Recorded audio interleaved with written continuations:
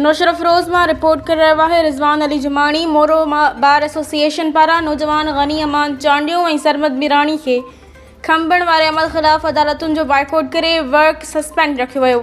वकील बिरादरी पारां रैली कढी एहतजाज जो मुज़ाहिरो कयो वियो, जिन जी अॻवानी मोरो बार सदर एडवोकेट कादिर बख्श कोराई, कैबी रिंद, गुलज़ार अली आलिमानी, AK अब्बासी, मोहम्मद अली भुट्टो, ॼाम शाहनवाज़ कोरेजो, सलीम मुनव्वर लगारी, आकाश कोराई, तनवीर मुग़ल, नज़ीर राजपूत, वकार बलाल, गुलाम मुस्तफ़ा चौहान, अरशद चंडा ऐं ॿिया करे रहिया हुआ। जिते हिननि चयो त गनी अमान चांडियो ऐं सरमद मिराणी खे सिंध मां इश्क करण जे ॾोह में ज़बरदस्ती कराची जी अदालत मां खंभियो वियो आहे, जेका अदालतुनि जी तौहीन अदालत आहे।